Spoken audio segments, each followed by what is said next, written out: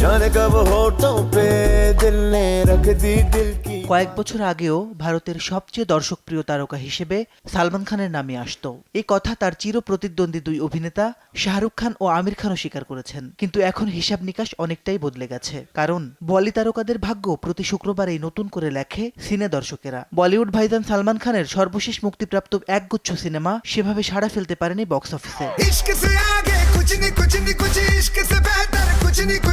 তবে ক্যারিয়ারের হারানো সেই আরাধ্য জায়গা ফেরত পেতে চেষ্টার কোনো ত্রুটি নেই ৬০ বছর বয়সী এই তারকা অভিনেতার। বিগত কয়েক বছরে বলিউডের অন্যতম সফল সিনেমাগুলো নির্মিত হয়েছে দেশপ্রেমের গল্পে। তাই তো সালমানও এবার একই ফর্মুলা নিয়ে ফিরছেন ব্যাটেল অফ গালওয়ান সিনেমাতে। ঈদের পরেই মুক্তি পেতে যাচ্ছে ছবিটি। সম্প্রতি ব্যাটেল অফ গালওয়ানের ঝলক প্রকাশ্যে এনে শোরগোল ফেলে দিয়েছেন ভাইজান। চীন পর্যন্ত গালওয়ানের ঝলক দেখে নড়ে চড়ে বসেছে। এমন আবহেই চর্চা ভাইজানের নতুন সিনেমা।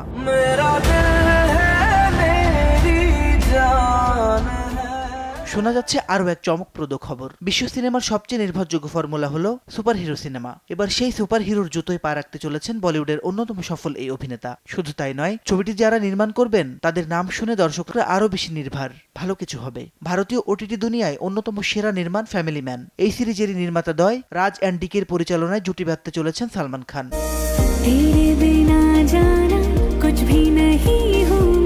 নব্বইয়ের দশক থেকে শুরু করে টাইগার, দাবাং, কিকের মতো ভরপুর অ্যাকশন সিনেমায় ধরা দিয়েছেন সালমান। তবে এবার শুধু অ্যাকশন অবতার নয়, রয়েছে আরো বড় টুইস্ট। নতুন সিনেমার চিত্রনাট্য বেশ মনে ধরেছে সালমানের। কৌতুকের মোড়কে এই অ্যাকশন ছবিতে সালমানকে ঠিক কোন ভূমিকায় তুলে ধরবেন রাজ অ্যান্ড ডিকে, তা নিয়ে এখন সবাই কৌতূহলী। তবে ছবিতে সালমানের বিপরীতে কে অভিনয় করবেন তা এখনো জানা যায়নি। অনেকে মনে করছেন রাজের স্ত্রী জনপ্রিয় অভিনেত্রী সামান্তা রুথ প্রভুই থাকতে পারেন সালমান নায়িকা হিসেবে। মাসিদ রনো, সময় সংবাদ। Here it comes. Yeah.